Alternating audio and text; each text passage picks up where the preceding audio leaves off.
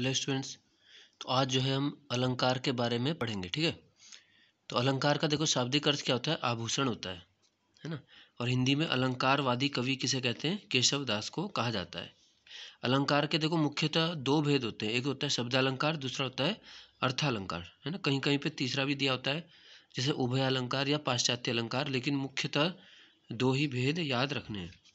अब बात करते हैं, देखो शब्दालंकार क्या होता है, जहाँ काव्य में शब्दों के कारण चमत्कार आ जाता है या चमत्कार उत्पन्न हो जाता है, वहाँ शब्दालंकार होता है, ठीक है। दूसरा होता है देखो अर्थालंकार, जहाँ काव्य में अर्थ के कारण, अब शब्द के कारण नहीं आएगा, अर्थ के कारण चमत्कार आ जाता है, तो वहाँ अर्थालंकार होता है, ठीक है। तो एक डिफरेंस हो गया, शब्द में आ रहा है, दूसरे में अर्थ है, ठीक है। और जो तीसरा वैसे अलंकार है उभय अलंकार में क्या होता है, जहाँ पे दोनों की विशेषताएं पाई जाती हैं, तो वो उभय अलंकार हो गया, मतलब कॉमन हो गया। अब बात करते हैं, देखो शब्द अलंकार में क्या है, सबसे पहले अनुप्रास, ठीक है। तो अनुप्रास में होता क्या है, वर्णों की आवृत्ति को ही अनुप्रास कहते हैं, अर्थात जहाँ समान वर्णों की बार बार आवृत्ति होती है वहाँ अनुप्रास अलंकार होता है, ठीक है।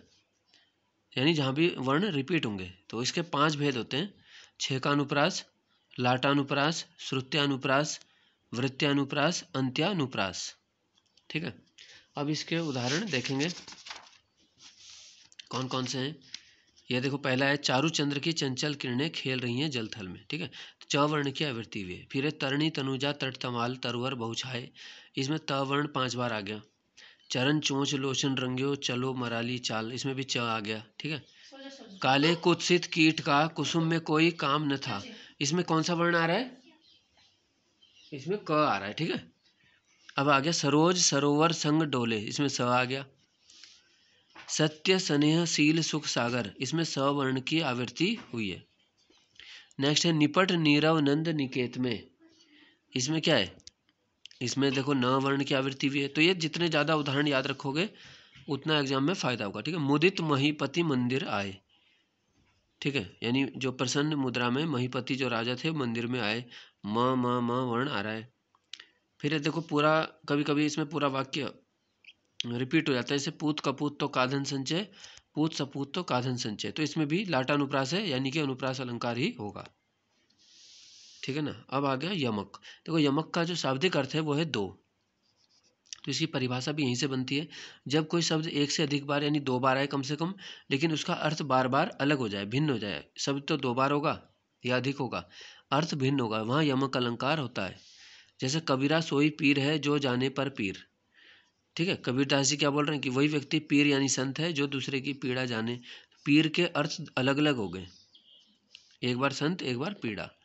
अगला है काली घटा का घमंड घटा, है ना, एक बार घटा है बादल, एक बार घटा है कम होना, कम, ठीक है, जैसे घट जाता है। जेते तुम तारे तेते नभ में तारे, यहाँ पे तारे देखो 2 बार आया, लेकिन हर तारे का अलग अलग है, ठीक है ना। माला फेरत जग गया फेरा न मन का फेर, कर का मन का डारी दे मन का फेर।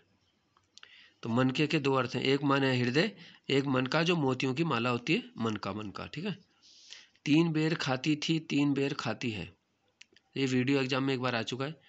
बेर एक बार तो बेर फल है, दूसरा बेर होता है जिससे समय के लिए होता है, 3 बार 3 बेर खाती है, तो बेर सबेर जैसे हम बोलते हैं, समय के लिए भी बेर होता है, और एक बेर फल है। और लास्ट उदाहरण जो सबसे इंपॉर्टेंट है, कनक कनकते सौगुनी का है, मादकता दिखाए या पाए बौराए जग या खाए बौराए। तो एक कनक का अर्थ यहाँ पे धतूरा लिया है, एक कनक है सोना, ठीक है, एक को पाने से और एक को खाने से व्यक्ति बौरा जाता है, ठीक है। नेक्स्ट देखो श्लेष अलंकार। श्लेष का शाब्दिक अर्थ है चिपका हुआ, जहाँ एक शब्द में एक से अधिक अर्थ जुड़े हों या चिपके हुए हों, श्लेष अलंकार होता है। जैसे उदाहरण क्या है, रहमन पानी राखिए बिन पानी सब सून। अब जो पानी आ रहा है देखो अगली लाइन में, ये पानी गए न उबरे, पानी के बिना क्या नहीं होता, मोती मानुष चून, ना मोती बनता है ना मनुष्य, ठीक है, रह सकता है, ना चूना खिलता है, इसलिए एक बार आया 3 के लिए। चरण धरत चिंता करत चितवत चारों ओर, सुबरन को खोजत फिरत कवि व्याभिचारी चोर, ठीक है। तो कवि व्याभिचारी चोर के लिए, तीनों के लिए सुबरन की जरूरत होती है, सुबरन शब्द 3 के लिए आया है, तो ये क्या हो गया, श्लेष अलंकार हो गया। इसी तरह अगले वीडियो में हम अर्थालंकार को ढंग से पढ़ेंगे, ठीक है। तो उम्मीद है आपको इसमें समझ आया होगा, और जो समझ नहीं आया तो वो आप बता सकते हो। तो धन्यवाद।